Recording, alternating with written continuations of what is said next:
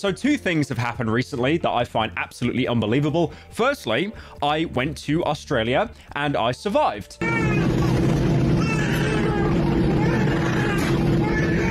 I did a meet and greet at PAX and the turnout was just absolutely incredible. Like, I think we got told at one point there was so many people that turned up that they basically had to physically close the queue because any more people would be a fire hazard, which also does suck because I know a lot of you queued up to see me. I mean, some of you even told me you came from like different countries, which I just still can't believe. You know, I think of myself as a little bit of a hermit. I cover slop and then I do game reviews and stuff, but like the fact that there was such an insane turnout there and how friendly all of you were as well, it's incredible. Voice break, nice. And I also want to give a disclaimer recording this video. I did just get back from Australia. The grind never stops. So I've slept, I think, like 4 hours over the past 2 days. So I'm a little bit delirious. I'm just in that mindset that if I sleep now, I'm going to make my sleep cycle even worse because at the minute it is 5 in the morning. If I sleep now, it's over. Like, I get it, right? There's a lot of degeneracy online, but I'm not going to be one of those people that wakes up at 4 in the afternoon. So with my personal boohoos out the way, I wanted to take a little look at the website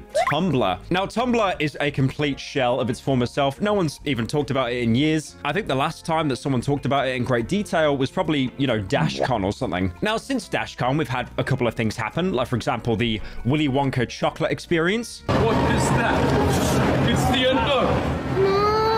And then as well, the Detroit Bridgerton Ball. Now, I've just wrapped up PAX, but I'm really happy to announce that I'm going to be in Germany soon, Berlin, for Gamesground 2024. I'll be doing a meet and greet on the 16th of November where you can get some exclusive signed merch. I've also been asked by the Gamesground team to host a content creation workshop. In these workshops, I'll be talking about how YouTube works for me and how you can make similar content. And because I'm so nice, using the code on screen right now, PyroGG10, you'll be able to get 10% off a Gamesground ticket. I also do want to say before talking about this topic more, which I find really, really funny, is my subreddit absolutely despises slop. They think even though it funds the main channel, it's a complete waste of time. But despite that, me not uploading for like 5 days to a week, my subreddit right now has had an absolute meltdown. Are parasitical when Pyro uploads slop? Are parasitical when Pyro doesn't upload slop? There was this one as well. Symptoms of slop withdrawal can include changing moods, aches and pains, hallucinations, depression and anxiety, loss of sleep, and sweating. He actually edited it to say slop withdrawal. And then there was another guy who made this post. Papa Pyro, I need your slop. Your lovely milkies. The children hunger for... I'm not reading that. What? I'm not reading that. I'm not reading that. And I'm pretty sure you heard as well, one of the main reasons why Tumblr died is because they flat out banned... Now, I have only the most Christian views on this channel, but it is shown time and time again on social media websites, if you try to ban explicit content outright, you will have a mass migration of people. I mean, genuinely, I do mean this. If Twitter suddenly said the next day, you know, Elon says, we're actually going to ban all the NSFW stuff, then you would have like a mass migration of artists basically quit the site. I mean, that's kind of happening already anyway, with a huge amount of them moving over to Blue Sky. I actually remember seeing as well a clip of Pirate Software Thor basically showing that he was actually getting more traction on Blue Sky than he was on Twitter. I posted these two images at the exact same time. Same message, same image. Posted. This account on my Twitter has 307,000 followers. This one on Blue Sky has 21,000 followers. This one got 1.9k likes. This one got 4.8k. 40 retweets, 283. 28 comments, 54 comments. With dramatically less followers, we're getting dramatically increased engagement. The main reason I'm talking about Tumblr for all 7 people that still use it is the new CEO of the website. Now, he has had a lot of weird allegations, like, for example, threatening people on the website and even at one point saying he's going to call the cops on them. Now, I'm not sure how many of you that watch this channel are like, you know, TikTok new gens and you basically grew up playing Fortnite and you've now bizarrely got Fortnite nostalgia. If that's the case, you probably have never heard of Tumblr. Now, this was a site that was huge in the 2010s. I mean, I even remember when PewDiePie was basically younger than I am now, and he would frequently post on Tumblr, giving updates on videos and stuff like that. So, like I said, one of the main reasons why Tumblr died is because in 2018, they outright banned explicit content. Anything like NSFW, anything suggestive, you would be banned for. Now, Tumblr banning porn has to be one of the 8 wonders of the world. You've got, you know, the Lighthouse of Alexandria, Alexandria, the pyramids of Giza, and then you have Tumblr choosing to ban anything suggestive. But this isn't like a wonder of the world, it's more like a blunder. Okay, that was a dad joke. That was a dad joke. I'm cutting myself off on that one. I'm not going to continue that dad joke. Now, the reason why this was one of the worst decisions Tumblr could have ever made is because artists were the main viewer base of Tumblr. I mean, on Twitter, for example, artists are they're a huge portion of that website, but nowhere near as much as Tumblr. And then I'm sure you know the tale as old as time. Yahoo ended up buying Tumblr for like $7, basically. It was worth nothing at that point. And then they actually started working on shadow banning tactics to these accounts. So they tried to undo the ban, which was like accounts would be marked as NSFW or suggestive, and they wouldn't appear in search results. So basically, unless you're in like a Discord server and someone linked you their account that was drawing like funny stuff, then you would never be able to find it organically. I don't understand why they thought banning NSFW art was a good idea. Like, I get it. Okay, I commission a lot, I get around, but still, I don't understand it. You have a platform full of artists, and then you say to them suddenly, oh, you've been using this platform for like 8 years? Oh, that sucks. You want to express yourself? Unlucky. I'm assuming one of the reasons why they did that is probably because one of the boomer shareholders had a meeting, and they probably thought, okay, there's a lot of like on this website. That's probably going to not make us look very good to shareholders. You know, if we want to get advertisers and stuff on the site, we should probably get rid of that. And also on top of that as well, I don't think people realize how many gooners exist on Earth. Like, everyone has their own private life, each to their own. I totally respect that. But genuinely, I mean, just have a look at how much OnlyFans content creators earn every single month. Oh my God.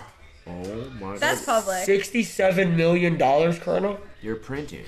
You're printing. That's crazy, right? Like, there is a silent majority of gooners out there, and once you ban all of them from basically being able to interact with your site, it's probably going to die off pretty quickly. I mean, the only other comparison I can think of would be, you know, OnlyFans turning around and saying you can't do nudity anymore, but you can do thirst traps. But to be fair, that'd probably still work out anyway. Now, the ban of like any kind of sexual content on Tumblr, it reached incredibly far. So apparently there were videos of breastfeeding and children being born, and they were just outright banned. Not even YouTube has been that bad. Like, on YouTube, don't look it up, there are loads, don't look it up, there are loads and don't look it up, there are loads of breastfeeding videos, like an insane amount, and some of these have hundreds of millions of views, and I'm very sure that less than 5% of the people that watch them for any kind of educational purpose. Don't look it up. Now, I wish that was the worst thing I could say about the app, but even at one point, Tumblr was actually banned off the App Store for concerns over having cheese pizza. Now, Tumblr did claim that they had filters that would catch this kind of content and ban them, but apparently Apple found it themselves and gave the ban. And to be fair, any social media website that says they can like catch all of this content, that is such a cap. I mean, a good example is TikTok. I remember a couple of years ago, there was just tons and tons of bot accounts that were putting up videos of this guy called Ronnie McNutt game ending himself on stream. God, I hate the way I have to talk now, man.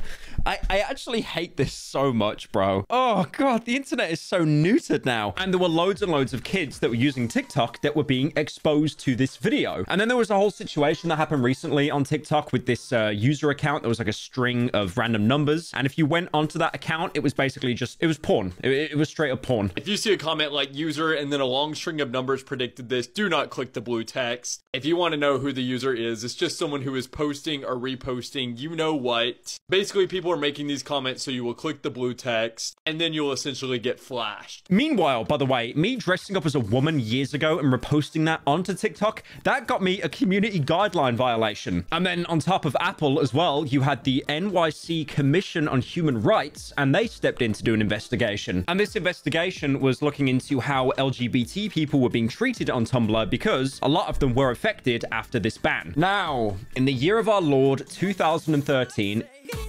Yahoo finally acquired Tumblr for $1.1 billion. Now, the CEO of Yahoo at the time, Marissa Mayer, put her hands up and said, "We will not fuck this up. I promise you." Marissa, by the way, is a huge business magnate. She served from 2013 to 2017 as CEO of Yahoo. And at the time of recording, she has $430 million in net worth. So that's just a little reminder, you're never doing enough. I wake up 6 a.m. every day. I have my chia seeds. I have my athletic greens. Why am I not a trillionaire yet? Now, to make matters even more confusing, Yahoo was basically hemorrhaging money, and they got acquired by Verizon. So you've got Yahoo, which is now owned by Verizon, but but Yahoo also owns Tumblr. Apparently as well, the CEO at the time, Marissa, like really regretted buying Tumblr. I wonder why. Apparently she was eyeing up Hulu and Netflix at the same time for some kind of merger deal, but you know, you could have had Netflix, like one of the biggest streaming platforms on the planet, or you could have had Tumblr. There's actually a whole article on it right now, and I am laughing. I'm not laughing out loud, and I'm doing a sarcastic little nose exhale, because how do you mess that up so badly? Because even back then, Netflix was doing pretty well. I mean, they're nowhere near as successful as they are now, where they just pump out like one season of a show that's pretty good, and then they cancel it for no reason. But even back in like the earliest days of Netflix, you had shows like Lilyhammer, and the only reason I watched that show retroactively is because it has Silvio from The Sopranos, and it's actually a pretty decent show. So the TLDR for this, when Verizon acquired Yahoo, and Yahoo owns Tumblr, the original CEO of Tumblr, David Karp, actually said that he's leaving Tumblr. And then Tumblr would be sold again by Verizon, who owns Yahoo, to WordPress. And the co-founder and owner of WordPress is Matt Mullenweg. So remember when I told you that Yahoo bought it for $1.1 billion? They sold it for $3 million. So that is quite a downgrade. There's also an article I found as well that says how Tumblr went from 1 billion Yahoo payday to a $3 million fire sale. And I know it's not the original term, but all I can think of is a fire sale in COD Zombies. So after this point in 2019, hands weren't changed again, and Matt Mullenweg is still currently the CEO. And this is where things get really, really interesting. So the more you look into Matt Mullenweg's past, the more you question, why does he want to be the CEO of Tumblr? Now, apparently he does have plans to bring adult content back to Tumblr, but nothing has really happened yet. That was mostly because when he took Tumblr, allowing porn back on the website was probably the lowest on the rankings of things to do. And then, of course, he tried to do what every single CEO of every single company tries to do, and tries to incorporate NFTs onto their platform. Yeah, I'm very sure that the website that at one point was one of the most LGBTQ safe places, they're definitely going to be happy about NFTs being on there. Now, one of the current problems Tumblr has at the minute, as like I've said throughout this video, it is a heavily defined LGBTQ space. As in, a lot, or probably more than likely the majority of people that use that website are going to be, you know, in that category. Now, even though Matt, the CEO, and his team did actually comply in the NYC Commission of Human Rights, that whole thing about discrimination, and even at one point fired a contracted moderator that was like openly transphobic. So, you know, at that point, everyone on Tumblr, they got out their little chairs and they clapped. They're so happy we banned the transphobic person, hooray! But despite that, a lot of users actually thought that there were still transphobic moderators. And that became clear how the Predstrogen ban was handled. So for context, Predstrogen, I'm trying to say that slowly so I don't butcher the name, was a user on Tumblr who was banned, and then went to Twitter to talk about how Tumblr said that they're too much to handle. Now, usually, if you're the CEO of a company and you have, you know, an ex-employee getting angry, complaining, you try to, you know, maybe deal with it privately, reach out to them. But instead, Matt, the current CEO, used his personal Twitter to basically attack Predstrogen, claiming that Predstrogen violated several community guidelines, and this was including saving a bunch of personal usernames, like, for example, Shower Sharts, Catgirl Ballsack, Furry Vor Burps. Okay, that last one's funny. I like that one. And then Predstrogen basically said that someone who is worth $400 million, the CEO of Tumblr, followed her onto another website to publicly attack her, while he mentioned banning her 3 times in a week and also threatening to call the cops on her. She also went on to say that the reason for her bans wasn't actually because of any sexual or suggestive content, it was solely for harassment. There was also other screenshots being shared of Matt basically talking about other examples of harassment. And then, of course, because of that, everyone started to clown on Matt. And then the community coined that as a somatical. Is he wearing a scarf indoors? What is that coat he's wearing? I don't even think that's a scarf. What is that drip? And then on top of that, the worst thing happened. The Tumblr staff actually came out themselves and said that Matt, despite him being the CEO and owner of Tumblr, does not reflect any of their personal views. So it basically got that bad that the CEO of the company had a baby rage, and the employees, the little underlings, had to step in and say, okay, Matt, you're going to go on the naughty step for a couple hours, okay? We're going to have to take over now and clean up your mess. So as we know at the minute, Matt is kind of a goofy character, a little bit off the rails. But recently, a lot more interesting things have actually came out. So currently at the minute, because he still works at WordPress, he's actually in a rivalry with WP Engine, and that's over a trademark dispute on an open source project. So basically, WP is obviously short for WordPress, and then you have WordPress WordPress itself, the company. And this really hurt Matt's ego because he's simultaneously running WordPress and Tumblr. And he's claiming that WP Engine, WordPress engine, is using his trademark and actually demands 8% of royalties. WP Engine then rejected their initial license that WordPress claims that they need to, continue to operate. And that is when Matt pulled a Nintendo and basically tried to sue them over a trademark dispute, which is something that happened very similarly with Nintendo not too long ago and Power World. Matt even went as far as to call the company a cancer to WordPress. Now, WP Engine is suing Matt and his company WordPress for libel because, you can't just go around calling companies cancer. But it's not only that, by the way, it's libel, slander, attempted extortion, and violating the Computer Fraud and Abuse Act. Now, I'm not too sure what that means. It probably just means you can't really say mean words online, which, to be fair, is something that's very popular in the UK now. Like, if you insult like a politician or something, you are going to jail for like 5+ years. And then this drama combined with the Tumblr drama as well led to 159 employees basically straight up quitting. And then Matt, in a totally normal, non-unhinged way, celebrated by offering them either $30,000 or 6 months of salary. Basically, these were a lot of people that were unhappy with the way that Matt dealt with the whole WP Engine situation. So they quit, and then Matt was like, bye-bye, I'm gonna pay you just to rub it in your face, bye-bye. Now, it does not end there for Matt. There are still more allegations. So the next one I'm going to talk about now revolves Matt and also his mother, surprisingly. So these are two separate lawsuits back from 2022 regarding how a former nurse and assistant for Matt's mother are basically accusing one of Matt's companies, Audrey Capital, as a scam. Now, Audrey Capital is an angel investor. It's basically one of these very hidden companies you barely ever hear about, but they have a terrifying amount of money. And usually what they do is invest in just giga-sized companies. I'm looking now at Audrey Capital, and they invest in SpaceX, Ring, Genius, Telegram. But this nurse is alleging that this Audrey Capital, where it's located, is basically just a place for Matt to fund his personal assistants and even his nurses to take care of his mom. And then not only that as well, but the lawsuit also goes on to say that apparently Matt is incredibly racist, homophobic, transphobic, heavily discriminates towards religions as well. He is the equivalent of the boys group chat being leaked, but he just says it to random people. Now, I do have to say Matt is definitely